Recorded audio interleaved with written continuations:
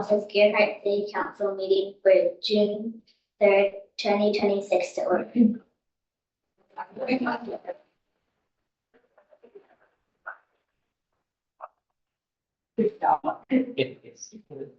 might have a permanent job for you. Yeah. Are you available every Wednesday, first Wednesday of the month? Thanks.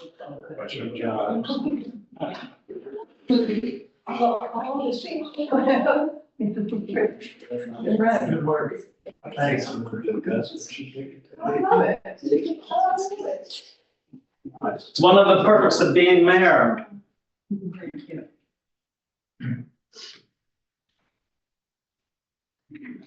Okay.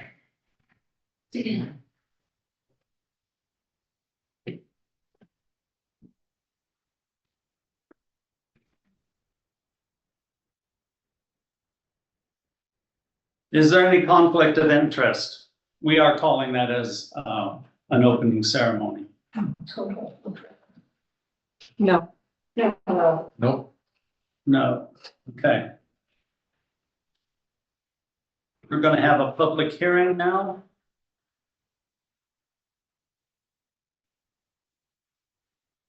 This is a public hearing regarding 2026-2027 possible uses of state revenue sharing funds. The 2026 and 2027 City of Gearhart budget and the 2026 and 2027 Gearhart Road District budget. Does anyone have an objection to the jurisdiction of the Gearhart City Council to hear this matter at this time? Seeing none, does any city council member believe he or she has a conflict of interest? No.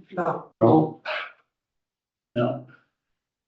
Is there any additional correspondence to the budgets? No.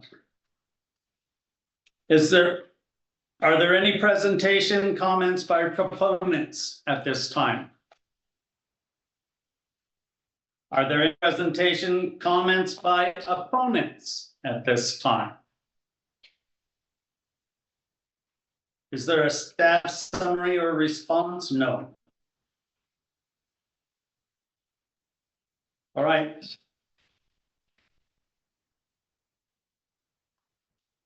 I hereby close the hearing. We're now going to deliberation on the budget. So any questions? Is that right? It says right here, council deliberation, then council decision. Are we not moving in that direction? We will in the meeting. Sorry. We will in the meeting? It's on page of the agenda. We're at the approved minutes now. Okay, we're at the approved the minutes. Let's see, this is. All right, let's approve the minutes of the executive session, May 6, 2026. Move to approve the minutes of the executive session of City Council Wednesday, May 6, 2026. Second. Okay. There's a second. Is there any discussion?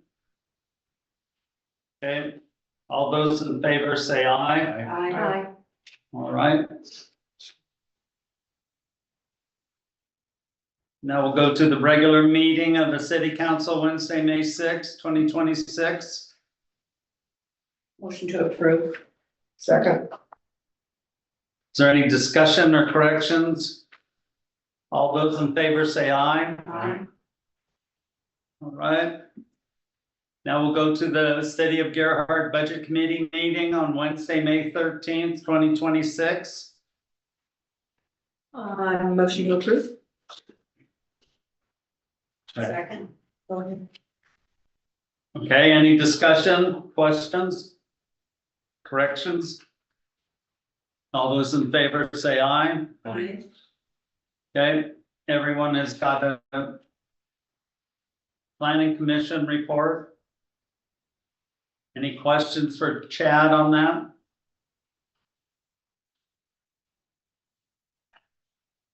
Hearing none, we'll move on. Oh. Mayor's report. Our bond failed. If you didn't know it, we do. We haven't decided what we're going to do, but we're moving on. We've got other things in life in this city that we need to do. I have my own feelings about why it failed. And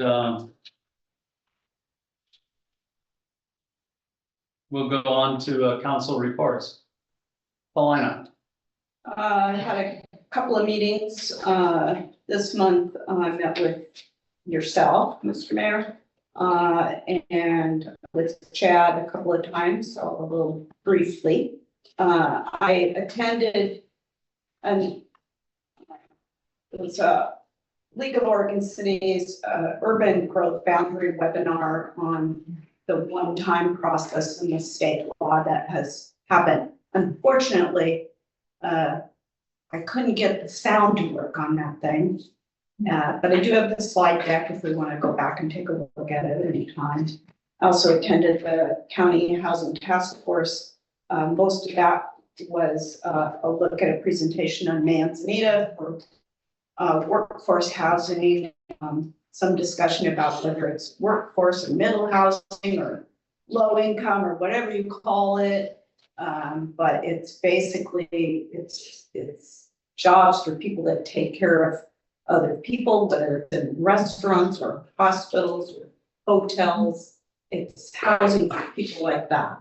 And Cannon Beach also had a small presentation on what they're working on. And obviously you drive through Seaside, you could see some of the workforce housing that they've been working on. Nothing to my knowledge going on in Gearhart on the front. That's all I got. Sure. I only did two things. Number one, attended the second budget committee meeting, and number two, attended the airport committee meeting. Of interest is that the airport would like to, the committee would like to plant some wild rose along the northern boundary, which is Gearhart's property.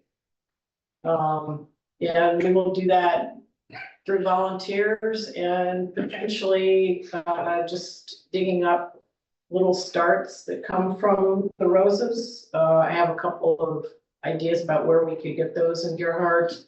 Talk to Chad about it, and that would be volunteers digging it up and taking them out there and planting them. They need to have some type of impervious hedge along the northern boundary as opposed to putting a fence up. That's the idea. Thank you. Preston. I also attend budget meetings and I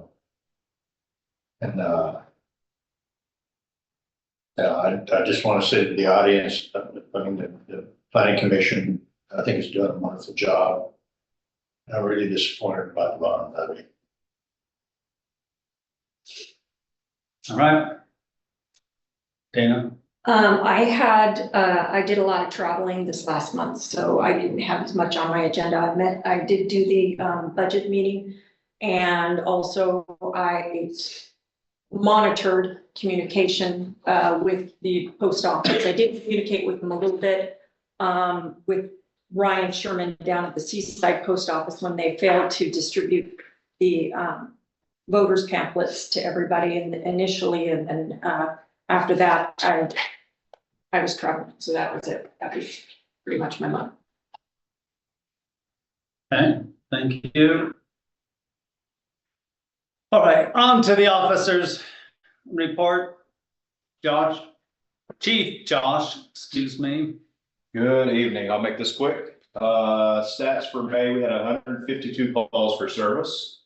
That puts us at 599 this year. And that were provided to City Hall B to submit to the city blog. Memorial Day weekend was busy, but nothing crazy occurred. Everything sounded well, so that's good. Everything went smoothly. That's all I have. You have 599 calls and it's just now June. Yes, sir. You're busy. Well, we do it with 3 people, so. And that doesn't count what county comes to deal with, those are separate calls for service, so, Thank you. thank you. Y'all have a good night. Thank you. You too. And now we're gonna go to Fire Chief Josh. Thank you, sir. We had 65 calls for May. 34 were inside the city limits and 29 were in the district. We had 2 aid calls that we sent aid out for. One in Lewis and Clark for a mobile property fire. We never got all the way there. I think it was a mobile home. And then once in Warrenton, they had like 3 calls at once. So they asked us to cover one of their calls that was right at Sunset Lake, right close to our district. And we received aid once for a water rescue call, aid from Seaside Fire. And then our fundraiser went very well. Not all the numbers are in yet, but it's looking like it's been the most successful one so far. So that's very, very exciting for that. We're planning our July 4th, all of our planning preparation and events for that. Typical things, we'll have the regular parade and the hot dogs at the station afterwards. And then I just got an email about an hour ago. ODS is looking at June 15th, they'll go into regulated use burn season, which is the regular first step in fire seasons. So it means no more debris burning. So no piles larger than a 3-foot cube, and burn barrels only daylight to 10 a.m. So June 15th, they'll get started. That's what I got for you. 10 a.m. Daylight to 10 a.m. only for burn barrels. All right. Campfires, you can do them 24/7 if there's someone there. It has to be attended, just like We don't need a hose on a campfire. you're supposed to have one there. But one of the main things is there has to be someone there. We get called a lot to them and we show up and there's no one outside. And so they have to go deal with them. Right. Thank you very much. Of course. Thank you. All right, ask for money. We're in our final month of the fiscal year, and overall revenues and expenditures are meeting our targets. The building fund has had 2 really strong months, but they still are struggling to meet their expenditures, so we'll continue to monitor them. Municipal court revenue fees have been processed and distributed. And when the city collects revenues for tickets from court, the money goes into a bail trust liability account. And after the tickets are finalized and paid and go through the court process, we distribute the money out to 3 different agencies, to the city of Gearhart, to the state of Oregon, and to Clatsop County for mandatory fees that are required for municipal court. And our portion of that distribution was put into 10-0013 fines and forfeitures. In the water operating account 33003, part-time help, there was a temporary person that was hired to assist with our annual hydrant maintenance. The service is for a specific task and is done every year. They are a temporary employee just for approximately 2 months, because they are not usually a licensed purchase service. So they don't have a business license, they don't have workers' comp. A lot of times it's just a temporary person we hire for a short period of time. There was a payment in 3047 supplies, services, and chemicals to Miller Nash for services, which was for legal assistance with the city of Warrenton water agreement. Barry, Elsner, and Hammond weren't able to assist us because they also work with the city of Warrenton, so there was just a conflict of interest there, so we had to have somebody else look over our water agreement.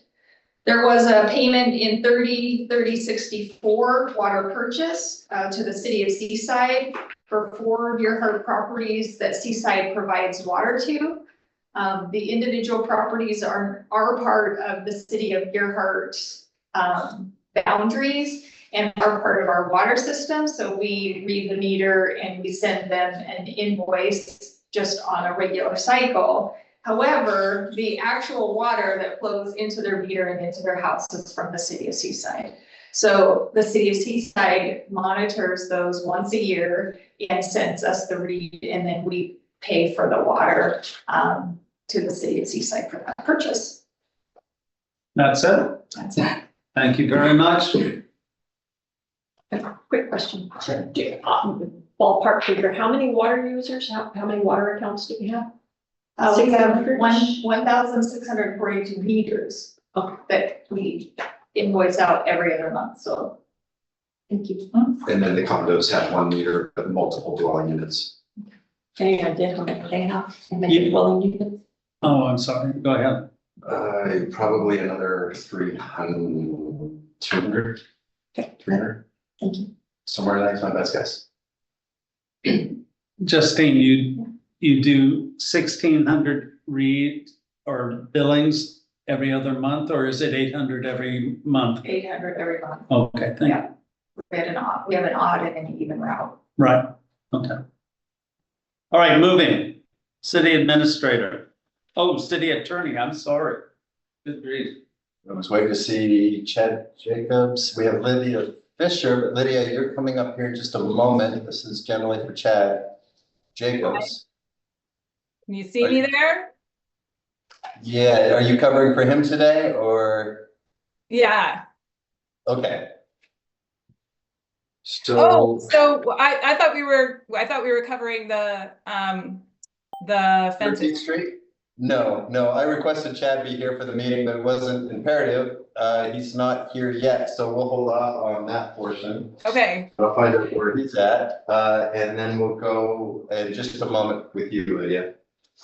All right, Chad, you're up. You have my report from meetings coordination, code enforcement and such. It's been a busy month. Let me know if you have any questions about that report. The May 2026 bond measure election results and update. I'm going to leave that to the city councilors, as you folks have already spoken about a little bit.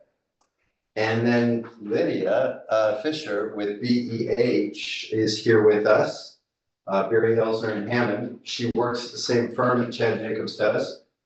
And the city council had asked us to work with them to suss out any information on the 13th Street situation with the beach trail and the fence that was installed. And Lydia is here to speak about that.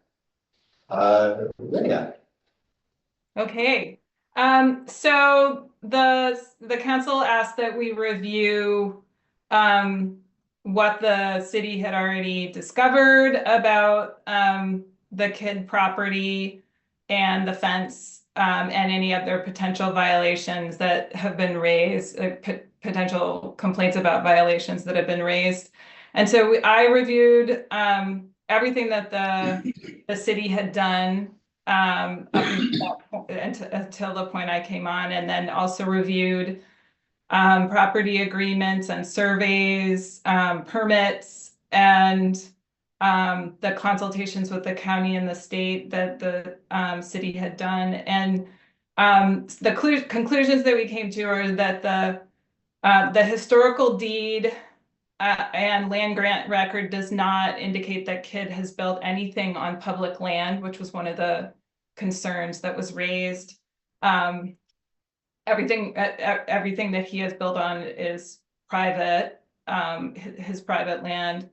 The septic drain field, which there were questions about, was properly permitted and is on his land. The fence was permitted. It's permitted outright under the BAD zone code, which is the zone code that covers the beaches and dunes area of KID's property. There were concerns raised about dune vegetation violations. And that is the area that I think there are potential violations that the city is pursuing. There's 2 potential violations that the city is examining. And I don't know if Chad, if you want, if that's something you want to cover.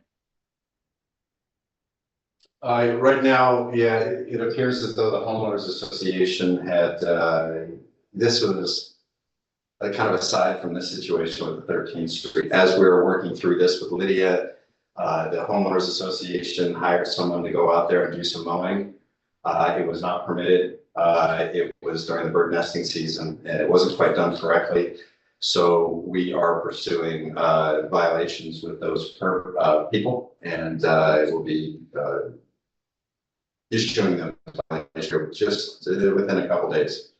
And then they can choose what they want to do. So we're resolving that, but that's a little separate from this 13th Street issue, although it was on the same property, subject property.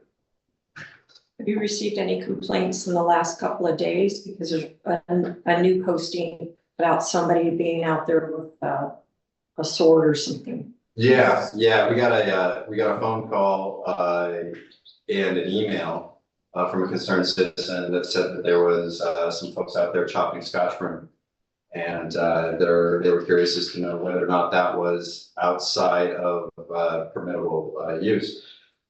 The city really controls access to the beach using our beach access permit. So we won't allow anybody to go out there with a vehicle or mowing during certain times because of bird nesting season, which we're in right now. These folks started working out there with machetes to get rid of the Scotch broom. And that is a permitted act, even though we are in bird nesting season, as long as they're not mowing or using any type of vehicle. It is still allowed for them to go out and remove noxious weeds, and that's what they were doing. There's also a report that there was a possibility of them cutting down some trees with those machetes, and I went out there and I didn't find anybody or any evidence that trees were being cut down, but we monitored it. And then just a little bit later, then we go out there and their vehicle was out there. They just decided to park the car, reasons unknown, couldn't figure it out, wasn't even being used. So I had them immediately remove the car, and then we are potentially also going for a violation for that as well. So we have 2, if not 3 cases out there right now that are a little bit separate from Kit. Now, and to date, our findings that this was not Kevin Kidd ordering any of that work. Homeowners Association adjacent to his house, but we're still working with them. Is that Palisades Homeowners Association? Yes. And we're involved in that because they're in our urban growth boundary. Correct. So the zone code overlays the urban growth boundary. It is so that a city can control its growth adjacent to its property, the city boundaries. And so the Palisades and the Highlands are both in our UGB, but they are not in the city of Gearhart. Neither of them. So we do building permits for them. We administrate our zone code with them. And they are subject to all the overlays that have been laid upon that area and other zoning rules of Gearhart. I don't know why anybody would object to somebody being out before the Scotch broom seeds out. Well, it's a challenge. Like some people want to mow mechanically because they feel that that's the best way to take care of the Scotch broom, and that's debatable. May is probably the best month to mow or to remove Scotch broom. Yet our ordinance prevents any mowing mechanically due to the bird nesting season. So there are other times of year where Scotch broom is effective as well, maybe not as effective, what I've learned from Kaplan Sace, the botanist.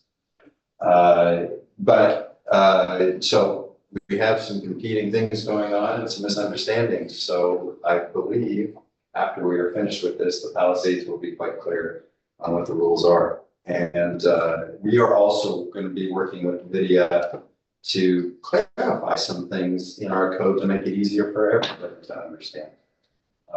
And we have some other areas that we need to look into, potentially make a little bit more, identifying potentially the beaches and dunes hazard line. That's out between the vegetation line and the no-build line within the city. And we learned a lot about the beaches and dunes hazard line and how it's supposed to work within Gearhart. And then just want to clarify some things that we can better communicate so people know what they can and cannot do out there in that zone. So the beach dune deal, right? Where is that line in relationship to the 1967 line? The beaches and dunes vegetation line, I think is what you're referring to. That's out there between the top of the dune and the houses. Kind of the 1960s location of the dune when it existed back then, because the dune was all the way back and it's been accreting. Is that the line you're talking about? That's the one that Bill Hay down in Camp Beach, you know, when Tom McCall forced the federal government to survey to distinguish where private lands stop and public land began. It's more That's- jurisdictional. I'll let Lydia That's the statutory vegetation line. So that's that, and yes, that's the line that the state has established. And that's actually one of the reasons why we, after exploring this issue and realizing that maybe there could be more information for the public to make sure that they're really clear on what can and can't be done in the BAD overlay zone. The state, we realized that the state is actually reviewing that statutory vegetation line right now. So it might stay where it is, or it might change. So this is probably a good time for the city to re-examine the kind of information that is being disseminated to the community about, you know, what needs to, how protections need to be in place in that overlay zone, and where those the state line is, so that everybody is clear and knows what they can expect. And again, it's under review by the state, but until the state changes that line, it is established. Well, historically, the people in the Palisades, unlike Sir Pines, the people in the Palisades, those oceanfront homes owned all the way to the vegetation line. And the same was true between Pacific Way and D Street in Gearhart. And then when they had the controversy down in Cannon Beach, McCall forced the federal government to survey the entire west coast from the Mexican border to the Canadian border. And that was the line that determined at that time in 1967. Right. To where everything west of that line was public property and everything east of that line was private property. And I don't understand what this dune overlay zone is. It should be that line there, which was historically set in 1967. Well, I think the dune overlay zone does reach to that line. So so it's the line that is from the property over to the statutory vegetation line. So but there's you're confused. Where's your confusion about what the code says about what can happen in that beaches and dunes overlay zone? That's by ordinance in Gearhart. That's not a state. The beaches and dunes rules are in Gearhart code. Even though the Palisades is in Gearhart. Correct, because they're an urban growth boundary and they are underneath our code. Okay, so bottom line is, did Kid do anything illegal? I mean, he owns all the way on out to the 67 line. Whether he puts a septic field out there or whether he puts a lawn out there or whatever. Well, there are There's property regulations, yeah. There are regulations within the code that say what you can do in that area, and it's simply because that area is still considered more worthy of protection because it is potentially unstable, because it is still considered dune area. So, and that's something that, I mean, that's part of this re-examination of the statutory vegetation line, I think, is that a lot of accretion has happened, at least in Gearhart, that meaning like Gearhart gained dune lands.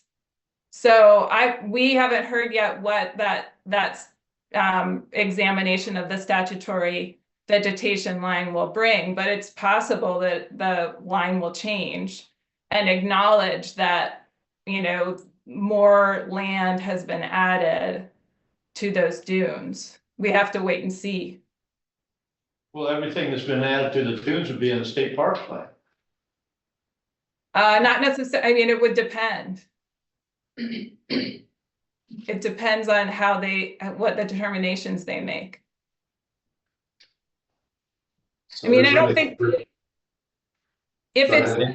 if you're gaining land, you don't need to worry about suddenly somebody coming and cutting your land in half. I think it's just that they're examining where the vegetation line will actually ends and how far those dunes have moved out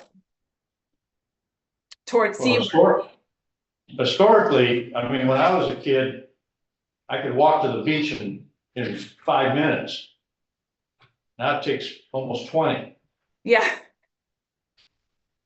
You know? Yeah, it's That's how much this dune has grown out here. And in '67, that was the controversy.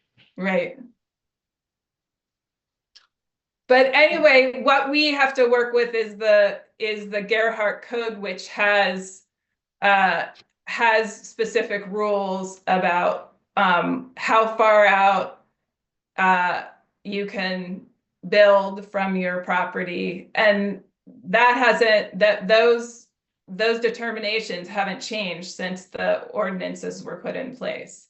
So that beaches and dune zone has particular regulations about how far out you can build your septic or how far out you can build ancillary structures. But what we determined is that, at least on Kid's property, the things he has built have been permitted within the code. Thank you. Okay. So are we happy with that? Well, I just, so moving forward, we're gonna do due process with the problems that you've identified. Mhm. And we've received a letter from Cameron La Follette. Are we gonna respond? Is somebody gonna respond to that? We are not on written correspondence, but we will be immediately. Well, what I'm suggesting is that would our attorney respond so that we don't say anything that we represent something. I think that would happen as soon as I get to the written correspondence. That's number one on the written correspondence. If I'm going to proceed to public communications or public comment. Anyone wishing to address the city council concerning items of interest not on the agenda may do so at this time. All remarks will be limited to 5 minutes per person. Requests to comment electronically must be submitted by email to the city recorder at info@cityofgearhart.com. No later than 4 p.m. the day of the meeting. In-person attendees wishing to speak are required to sign in prior to the meeting. We're going to start off with Shannon Smith. Please state your name and your address. I'm going to stand and grab something if you don't mind for a second.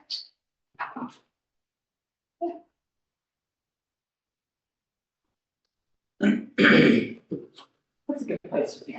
Stand up for those charges. So first of all, Shannon Smith, 774 Pacific Way, Gearhart, Oregon. Am I forgetting anything? Down the street.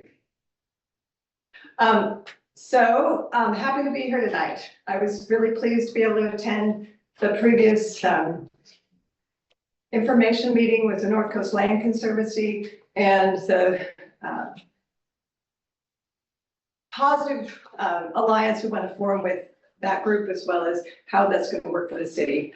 I am so appreciative of it because not only do I own the land next door to it, I have a lovely friend that for years has helped make new Sitka spruce trees in my yard. And I thought this would be a particularly appropriate time to gift each one of you with a great little Sitka spruce tree.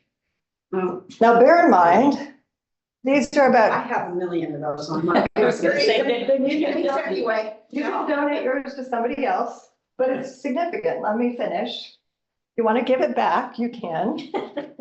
So the chipmunk on my property likes to, store his little goodies so he can have his seeds for the winter. But these have sprouted and for years now I've protected them. Again, that start there is 2 years old. So when you see the ones here that we're now able to say we've supported and protected, this has some appreciation. If you put these in your garden, they don't need a lot of watering. They're pretty good about that. So first, it's acknowledging this, that you guys took this action and we'd like to see more of it. As we know, this creek is pretty special. It is still a very wild and amazing place. Wildlife, fish life, all sorts of things exist there. I will say personally, I helped the public works guys last week retrieve the giant tire that had managed to float from somewhere, and actually went into the creek myself because our little hooks did not get far enough, and retrieved the big tire out of it. And then thanks to public works, they could lead it over the fence. But what I'm trying to emphasize is that your community loves to help you. And this energy we talked about a little bit at the meeting is here in various examples in this room. People want to grow invasive, they want to remove invasive species. They'd like to grow more native plants. They'd like to do things where we can actually see our environment come back. I'm sorry the walk to the beach is a little longer, Preston, but it's great out there. There's lots of interesting things that have been there for now, centuries that we have no appreciation of. I will say, when I was in high school, I actually worked with a woman from Reed College, and we did the native plant inventory from, at that point, the dune where the houses were, the big houses, all the way to the ocean front. And I think I still have that somewhere. And my point being is that we need to take time to appreciate all that's really here, and not forget that we have to be the protectors of it now. I've felt the energy from lots of people in town about, the government's losing money for different national parks. States are having to reallocate funds because it's being cut here and there. Communities are looking for how we fund the things that are most important to us, how we pay for some of this. I'd like to suggest we think of new ways to maybe bring in revenue for this community. There are things here that I think perhaps other communities have thought of, other ways to help support maybe some dwindling taxes from what would have been spec homes or other properties, and look at what are the creative things our community is doing. So I'm willing to put some information out to folks to see if we can gather some of that energy, and then maybe have get a community team that sort of starts to make some recommendations based on what we hear and find out. We want our city to be well funded. We also want our native environment and our natural world to be protected.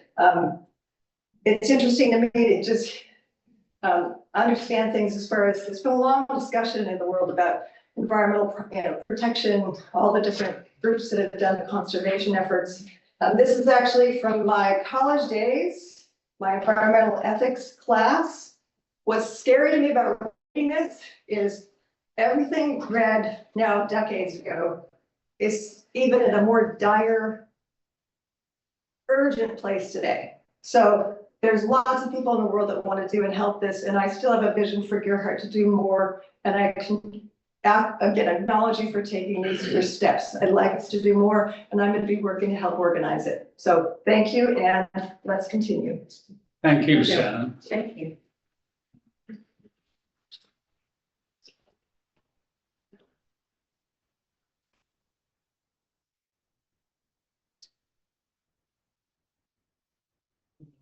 Here's the music version. Oh, that was. Okay. It's in the range. All right, next up is Bob Moore. Please state your name and your address. Good evening, everyone. My name is Bob Morey. Address is 271 D Street, Gearhart, Oregon. One, again, I thank you for your time that you put in for everything worked on to try to get us a model fire station. I'm an advocate for a new fire station being remodeled there.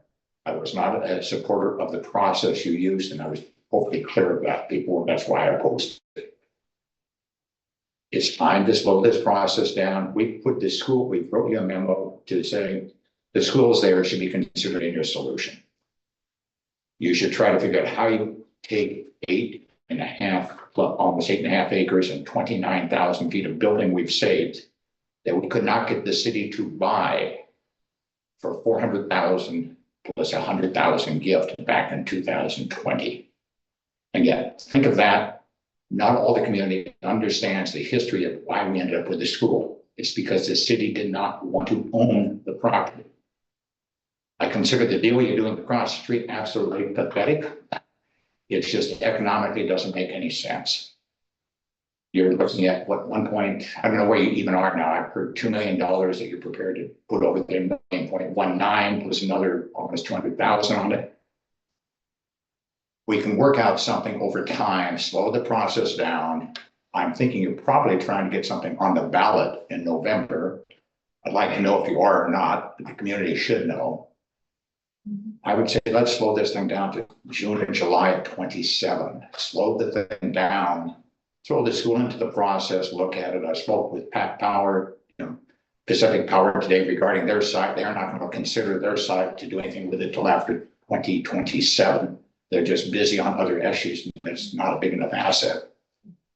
We're dealing with something at the school where the city on it, and I don't know if there was ever a blockage done with the drainage going across Pacific Way or not. But essentially our public purpose land, which is now you're valuing at a very high number if you change it to public purpose, ours has been flooded, and you can look at how the flooding's gone, and it's because the water has not been allowed to go to the south. That south water will go over that property across the street. Slow it down, add the school to it.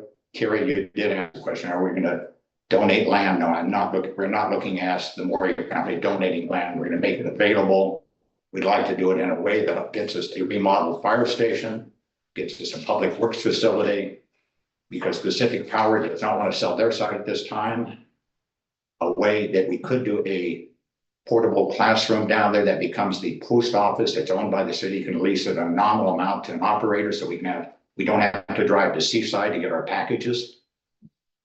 There's a lot of things being done. Please take the time to look at it. I'd love to discuss it with you over time.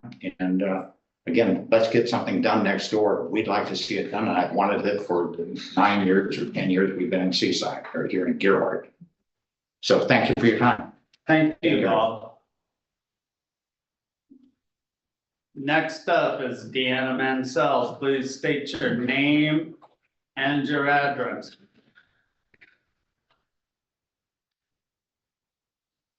Deanna Mansell, 2945 Highway 101 North. I'd like to talk about 13th Street again. I'd just like to add to what the attorney had said a few minutes ago. Christy Gillis had handed Chad Sweet the deed to what we call the Gearhart Ocean Wayside State Park. It is a warranty deed that's dated to 1939, and it encompassed 2 miles of tidelands. And the legal description is described as government lots 2 to 3, and all the tidelands fronting the Luke, and the Gearhart donation land claim. So in 2004, when we were fighting the snowy plover issue, I had given those documents to the city council, including Mayor Smith. I also had sent that copy to the Oregon State Parks. Well, up until now, nothing had happened with the dune land. And so what I, basically want to do is call your attention to the fact that there isn't a state park there. We went through the archives in Salem. We found that the deeds that we had given Chad Sweet are still valid. We have not carried the issue any further with state parks at this time. We basically wanted to focus on the goal 18 beaches and dune overlay zone. And so the state park issue is on the back burner. But if I'm reading the state park deed, if that land is fronting the Philip Gearhart DLC line, which is the west boundary of Kids property, well, that means all that land in front, and that includes all of the Palisades, all the way to the mouth of the Nicanicum.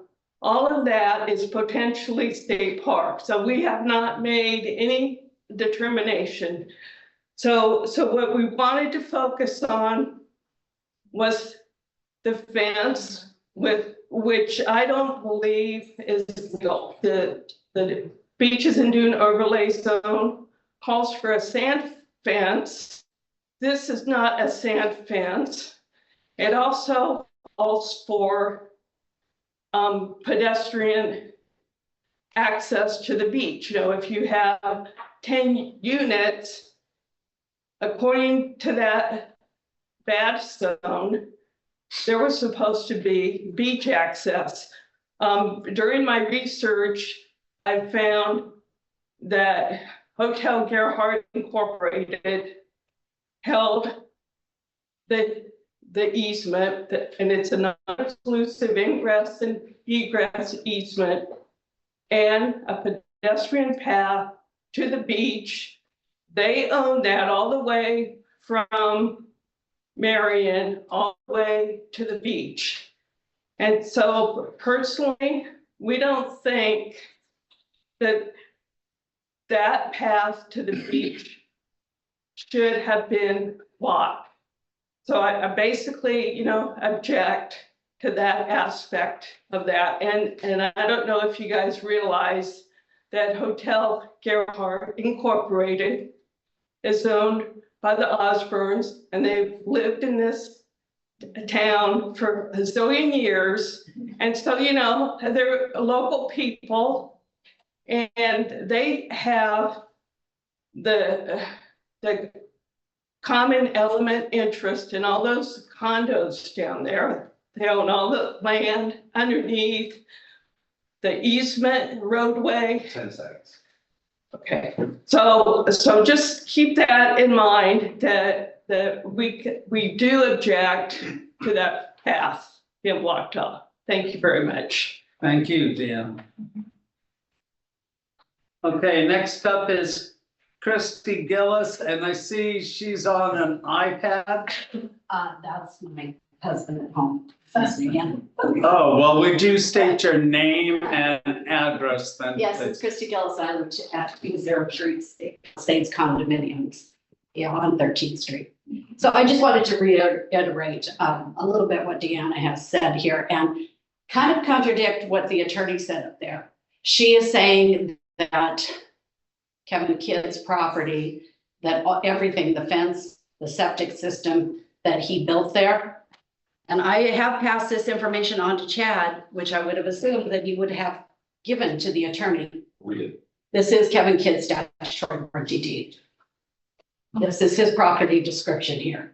He owns a 205 feet from Ocean Avenue to the end of 205 feet. His property goes about, I figure, by just a bird's eye view, probably, maybe his entire house takes up all of that. His backyard is most likely not on his property. His septic system and drain field is not on his property. The fence is not on his property. There is 2 easements out there that Anna just spoke about that are from 1970, when the Gearhart Hotel, or Hotel Gearhart Inc. sold they sold in two sections, 2 transactions there. They sold the motel rooms to the owners there. There are 2 wings there, and they sold those. They kept separate the middle section, which was a restaurant there. There were 2 easements that were attached down there, and those easements are listed right here, both of them. And one is a service access easement that runs from the end of 13th Street around the building. And it's a service easement. It was for service of the restaurant at the time. When the Osbornes developed the Oceanside condominiums there, which was where the restaurant is now, they turned it into condominiums. They did not include these easements. These easements are still owned by the Osbornes. One is for the service access. The other one is for the beach access. And everybody seems to wonder about that beach trail there. It is owned by the Osbornes, and I've spoken to them about it, and they've acknowledged it. They knew that they owned these 2 easements still. And this was done, the sale of the Surfside part of it was done in 1970. I'm not exactly sure, I don't know if Deanna knows the date of when they developed the Oceanside condos in the middle section there. It was 2002. 2002. So as far as Kevin Kidd's property goes, no. Statutory, he's been going around showing people a survey, trying to claim that that's his land out there. It is not. A survey does not give you title. This is his title paperwork right here.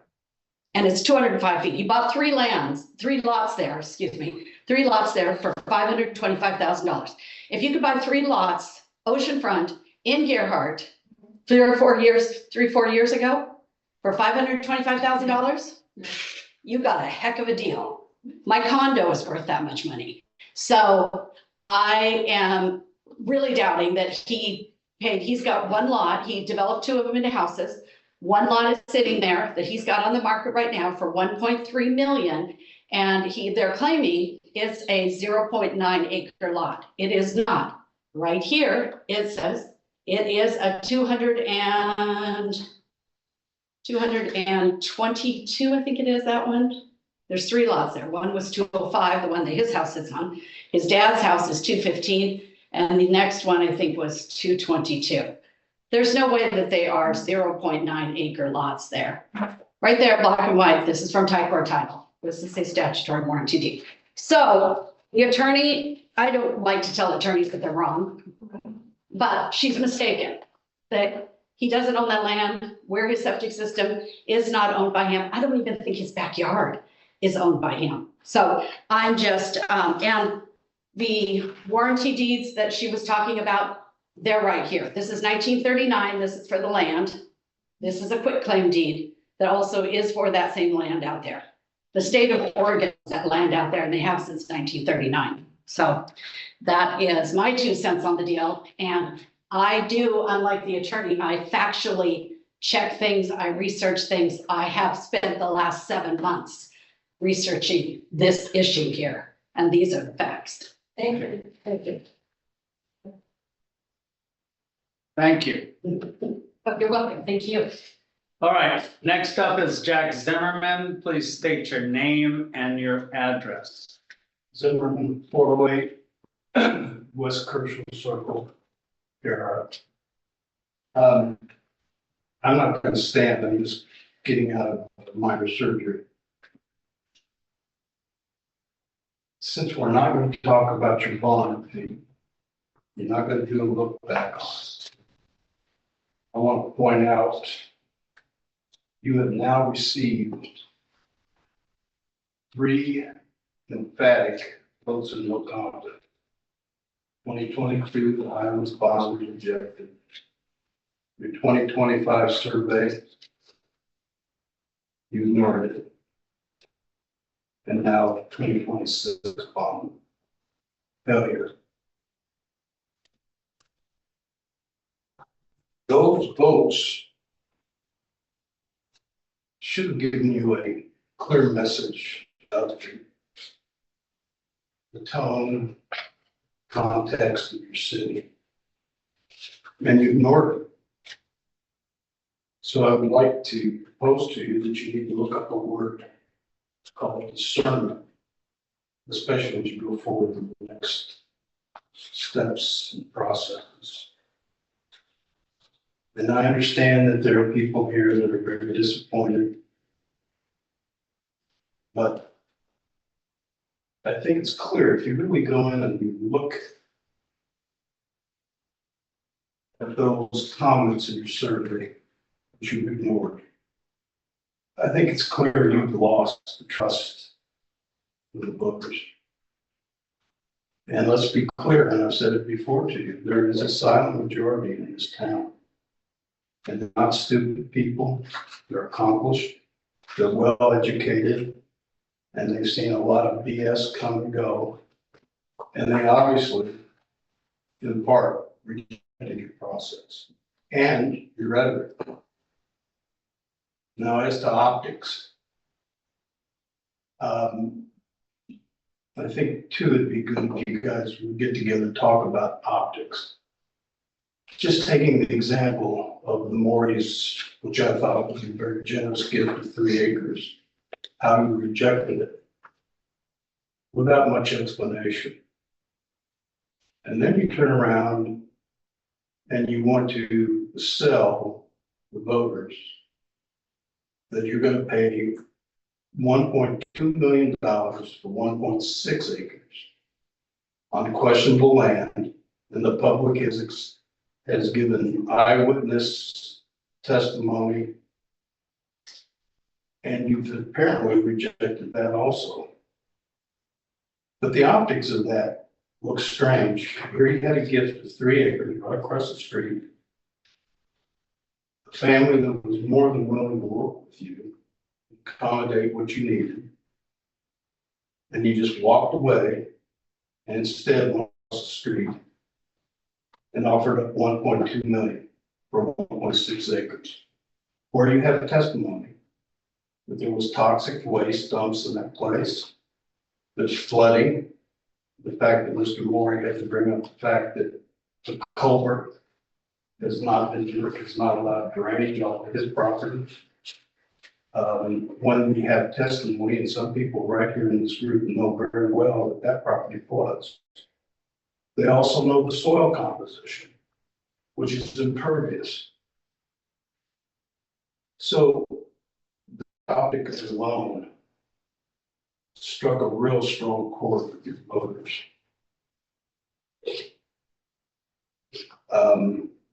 And I can't emphasize enough. Trust takes you to build.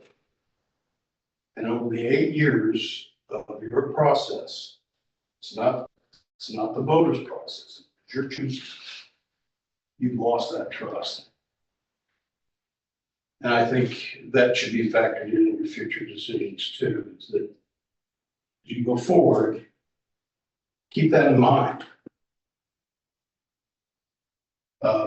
I think there's a lot more I can say, but I think I'll just end right there. Thank you, John. Thank you.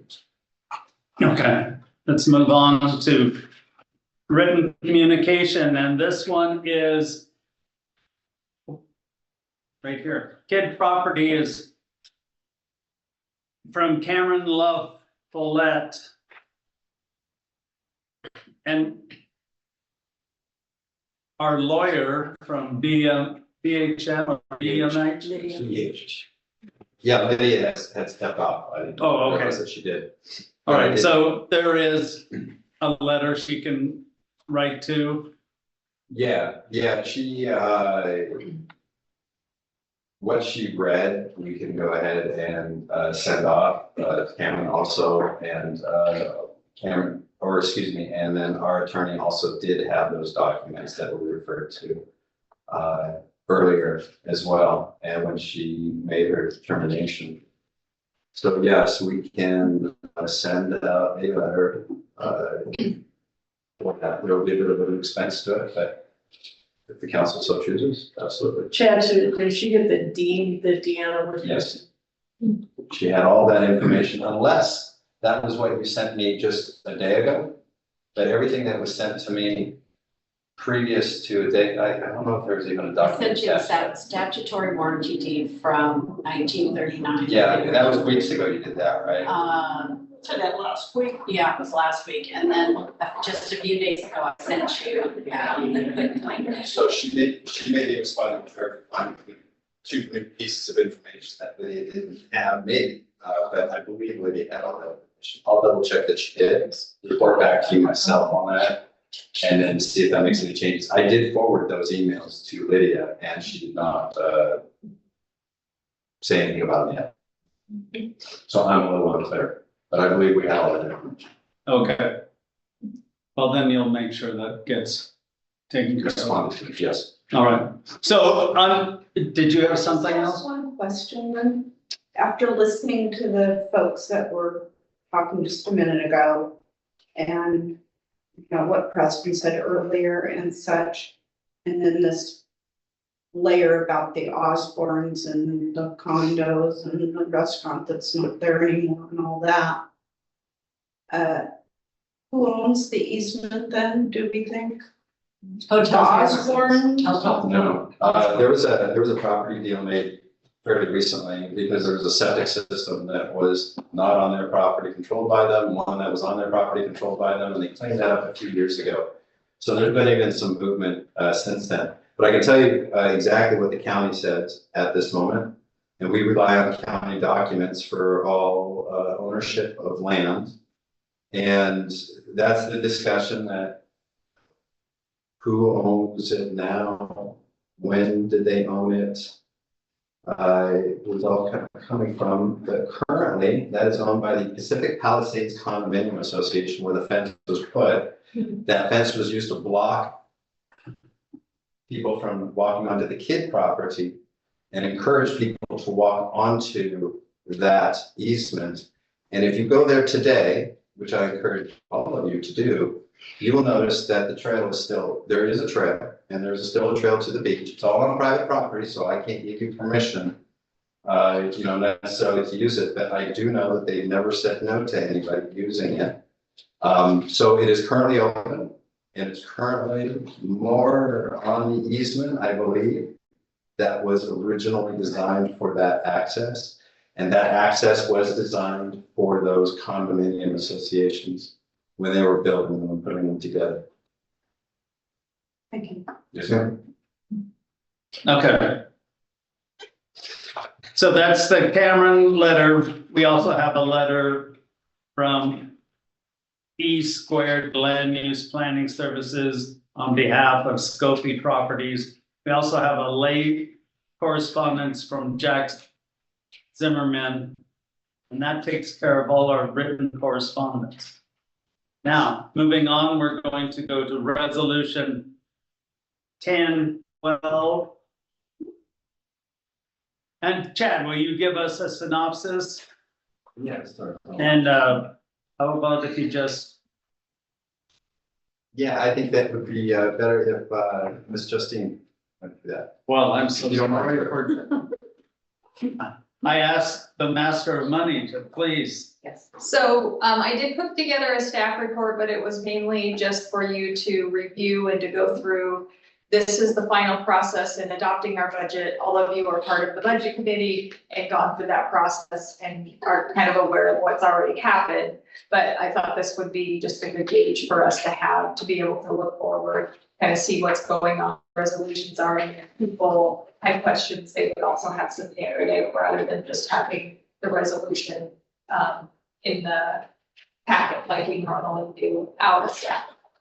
So the first resolution is part of the budget process, but it's actually part of last year's budget process that is currently the 2025, 2026 budget process. And this is the budget committee appropriates, and then when we have us go over appropriations by a certain amount, we are able to do a resolution or a budget appropriation transfer. So we can transfer money within the fund to compensate for the ones that we've overspent in.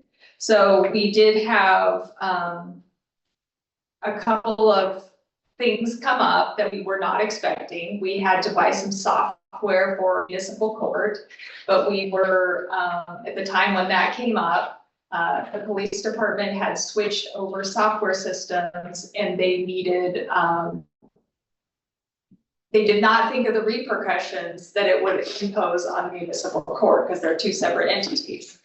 So a countywide software was implemented for all the police departments, and then municipal court was not included in the conversation. So their systems no longer talked. So they had to, we had to buy software that hopefully, will solve those problems and they can communicate again.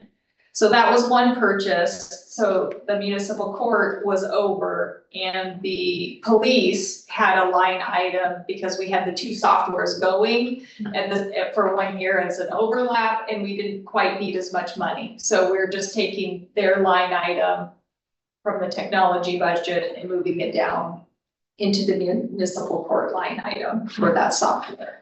The other one is materials and services, taking 5,000 from there in planning and moving it up to personal services. We had an unexpected expenditure from our retirement system. For many years ago, there was a retiree that had retired and come back. And there was an invoice that was generated for some PERS employer responsibilities that we had to pay. And so it impacted that budget line, which we were not expecting. So that moved that around. So we're just asking those adjustments. So you're looking for someone to approve the appropriation transfers. By motion, the city council approved resolution 1012, resolution granting budget appropriation transfers for the city. I'll second me. Second. Any discussion? All those in favor? Aye. Aye. Okay. You have it. Resolution 1013 it is mandatory that the Department of Administrative Services, the DAS department, issues our state revenue share, so our liquor, our cigarette, state highways, they issue those funds. It's required that we have public hearings so that the community knows how we're spending that money and they have the right to be able to speak about if they have ideas. We did have public hearing meetings. This is the formality that we can accept these funds, that we have public meetings, and that everybody is aware that we're moving forward with the CDC revenue shares. I make a motion that the Gearhart City Council approve resolution 1013, declaring the city's election to receive state revenues for fiscal year 2026, 2027. I'll second. Any discussion? All those in favor say aye. Aye. Resolution 1014 is our adopting the budget, imposing the taxes, categorizing taxes and making appropriations for the city of Gearhart. This is different than what the budget committee approved. It is last. I did do two legal notices for the LB1, one with the bond if it passed and one if it failed. The budget committee was aware and did acknowledge that if it failed, it would be removed from the budget, obviously, and it has been removed. So the adopted budget will show those columns and the adjustment in debt service. So this budget is less money than the budget committee approved, knowing that those were the reasons why. I did put in the staff report the pages that it affected, just so that you can see those specific pages and how it impacted it and reduced it down. I make a motion that this Gearhart City Council approve resolution 1014, which adopts the amended 2026-2027 budget in the amount of $7,925,836, includes a permanent tax rate levy of 1.0053 per thousand of assessed value and general obligation debt service. Second. Any discussion? All those in favor? Aye. Aye. And the final one is, the Gearhart Road District is a separate taxing district. We are allowed to run that process with our regular budgeting process. So we have our general fund budget, and then we have the Gearhart Road District budget. We do keep them all in one budget document, but we do have to approve the taxes separately because they have a different and a permanent tax rate. So it's simply just approving part of the budget document just separately for their taxing entity.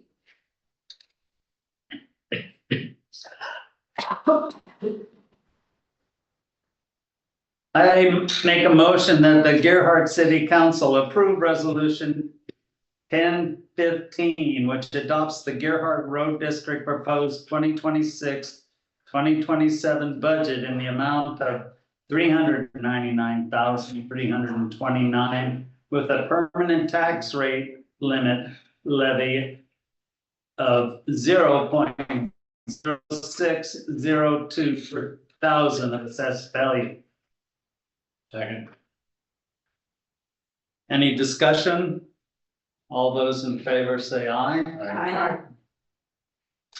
So the final one is a resolution fixing the compensation of the following officers of the city of Gearhart: city attorney, police chief, fire chief, city administrator, treasurer, and judge, and repealing all prior ordinances and or resolutions of fixing the compensation of these officers in the city of Gearhart. So this has been a traditional resolution that has been approved every year. We believe that it probably resonates from the charter, and the charter specifically says that in section 12, salaries, that the compensation for the services of each non-elected officer and employee will be the amount affixed by the council. So we believe that this is where this generated, because previously the budgets did not have a salary schedule, and we do have a salary schedule in the budget. So we approved that. It's publicly seen for several months before it's approved. But we do this as a formality just because the charter says that. And it doesn't have a place for the judge or the city attorney. So we do have them in there. At this point, we just noted that the city attorney will be negotiated because we don't have one in place yet. And we have a fixed rate for our judge. I'll make a motion that this Gearhart City Council approve resolution 1016 by title only. Any discussion? All those in favor say aye. Aye. All right. We have no old business. We're moving to new business. There's a 3-minute comment for each item going to be discussed. Anyone wishing to discuss the memorandum of understanding providing for additional water service between the cities of Warrenton and Gearhart may raise their hand, and we will give you 3 minutes, including people on the screen. Seeing no hands. Okay, Jack. Sorry.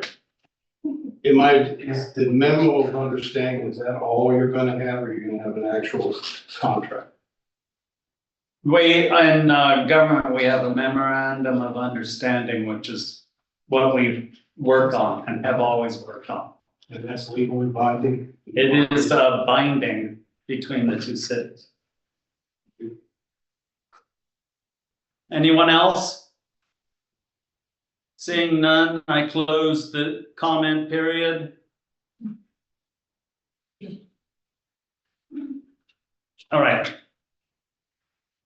Shall we go to the, I'll get to.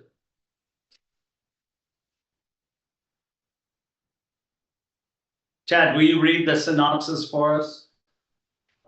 Yes, Mayor, Council. The city of Gearhart maintains water purchase agreements with both the cities, Warrenton and Seaside. Warrenton serves as an important supplemental water source, particularly during the summer months when Gearhart's groundwater production is limited by seasonal water right restrictions. Gearhart's current memorandum of understanding with Warrenton was last renewed in 2023 and is now up for renewal.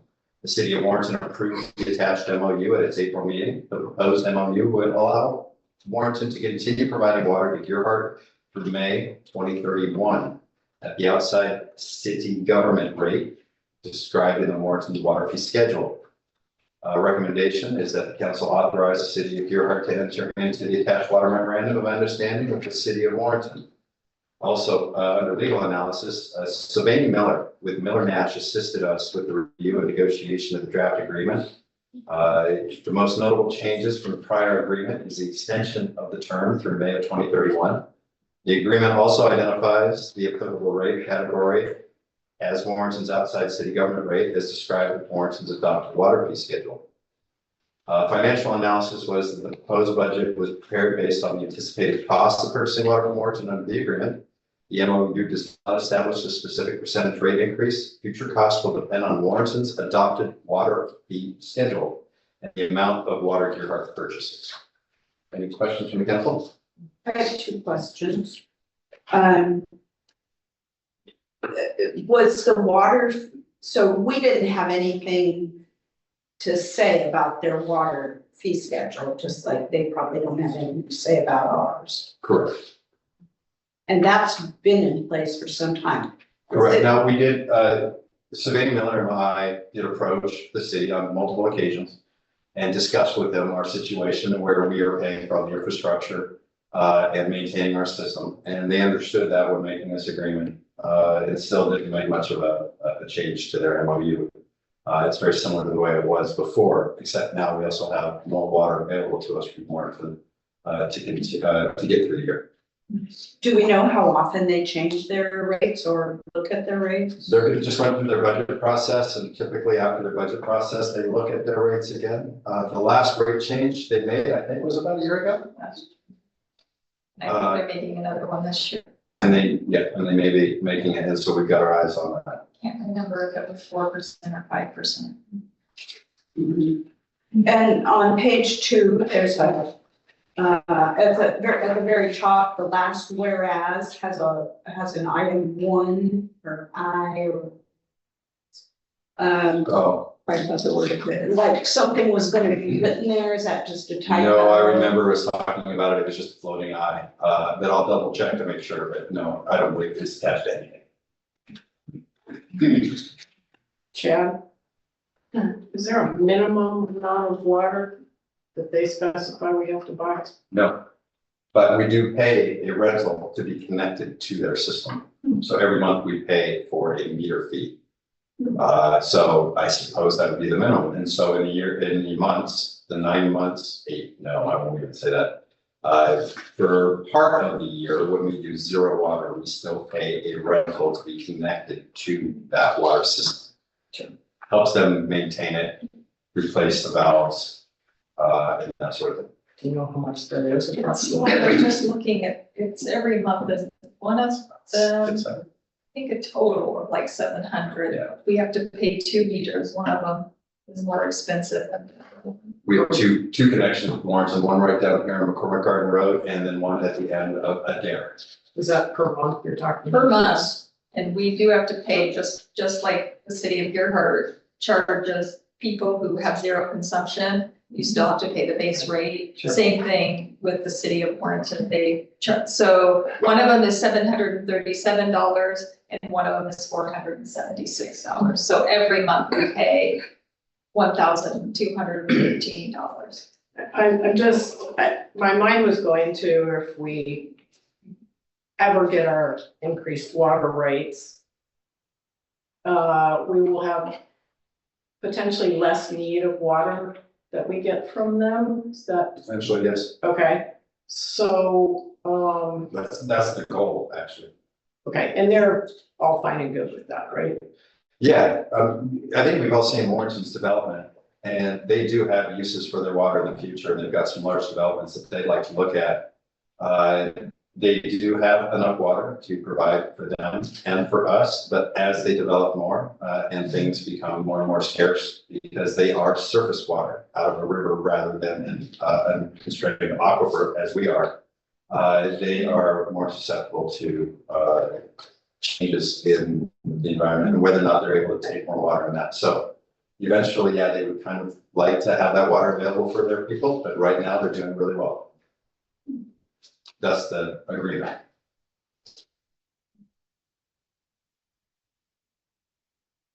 And there's no way that we could manage those meters.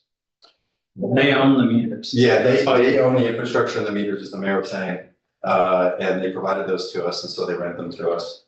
The connections, even regardless, if we, again, Water Resources Division has just begun looking at our file that we submitted. If we were to get more water rights, we may be able to renegotiate those connection fees because they're not being used as much. But I think, and I think that Mark McFadden thinks the same way, that this is a very good connection regardless for resiliency. In case something was to happen to our system, we'd be able to easily tap into theirs. We do have the same sort of tap in with the city of Seaside. It's not as large and it wouldn't handle the daily use of Gearhart, but it is there to supplement. And that's why we have that agreement. And I believe that one goes both ways. Doesn't Warrenton's go both ways too? They purchase water from us I thought I saw that. a couple times. They do that, but not through their meters that they have or their connections that they have set up with us, because that would just be us pushing it to their water plant. We have a demand valve between us and Surf Pines. And occasionally it opens when their water pressure gets low. And then we send them a bill and they pay.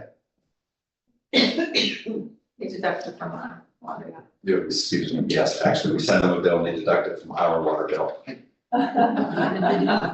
Same rate. No chance for us to up the water rates. Well, I think it's a good, I think it's a good idea that we're connected both to Seaside, smaller line, as well as Warrenton. Yeah. Best resiliency for the human. Yeah, I'm trying to remember, it was my first year on the council. I remember, I want to say it was Bay City and Tillamook had to buy water from each other because somebody had attacked their computer system and they weren't able to service their customers. Very important to have those redundant connections. It was quite a bit of water at the time too. I move that we approve the agreement with Warrenton for water. I'll second. Any discussion? All those in favor say aye. Right. Aye. Is there anything else? Council concerns, Preston, I don't have any. Dana, Yes, so,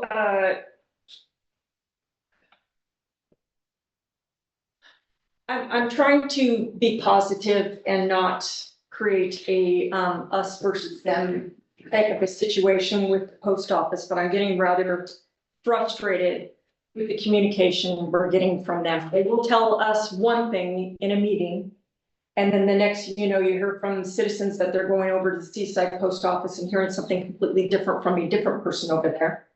And we'll say, no, that's not what we heard directly in our meeting. And then we'll follow back up and they'll say, well, yeah, actually, that is a possibility, but we thought that you would agree to this. And we're getting a little frustrated with them. We are trying to push them into a position where they will attend a town hall where our citizens can show up and ask the questions that they've been asking of us. Because I think at this point, it's not appropriate for us to continue trying to communicate on their behalf. Because I'm not confident that I can reliably tell you what their position is, because their position seems to change. And that's the nicest way I can put it. So we are asking them to attend a town hall. If they choose not to attend a town hall, we will figure something out where we give citizens an opportunity to communicate with us. But we have to work pretty quickly on this because we can't continue going to Seaside to pick for mail. And I know that I'm doing it same as everybody else. I'm as frustrated as everybody else. And if we could have solved this by now, we absolutely would have. Have you heard anything more recent? I received an email at 2:33 p.m. and you were CC'd on that one from Ryan Chesney about the town hall. Okay, I didn't. And they appreciate the invitation and value the feedback, but they will not be participating in a town hall. So. From Seaside? No, that came from Ryan Chastain from USTS. We've been trying, as you said, to get them to agree. We have somebody from Seaside and then somebody from Portland telling us two different things. Trying to get that down. Sounds like they are not interested in issuing any type of contract for a new postal service, the postal office. They're not interested in that. And they are maybe giving us two options for cluster boxes. One where it's spread throughout town, one where it is in one location. But we're not even too sure about that. Right, we're getting to. But is it in writing? Have they given us those two options in Well, I'm writing? finding that even that doesn't matter, because one person will write one thing and somebody else will say something. Actually, Chastain did say in writing that those were the two options that we had available to us. Okay. But I've asked him some more questions about that and I've not gotten a response yet, but we gotta give some time. Anything So else? let's just say there are two options. Yeah. Let's say that whatever he wrote to you at 2:30 is really true. One cluster box or a cluster box spread throughout the area that does not get delivery. Right. How are we going to process that decision? That'll be through the council. We're gonna need your assistance with that. We're doing research right at the moment. I've done some basic planning for what it would take to put the cluster boxes somewhere. What property we have available to put that on is limited, so we need to figure that out. And if we were gonna do cluster boxes around the neighborhoods, it's very challenging because they have to be ADA compliant. They have to be pull up to, and they have to be potentially in front of people's homes and how that would affect them. So I've looked at the maps, started going around and looking at possible areas where these cluster boxes around town can go. And I'm collecting that information and I'll be bringing it to the city council and you can help us make that decision. Okay, Yeah, it's this not- is a discussion we can't have because we did not notice it and there are people that want to know about this. right. Okay, so we need to move on. So my point was just that we are, just to give an update and to say we're going to work out a time when we can, I'm at least interested in hearing what the public has to say before we make a decision, and that is the end of my concern. Thank you. Alana. Just post office. Or lack thereof. Lack thereof. Sharon. That's all. All those in favor of adjourning, say aye. Aye.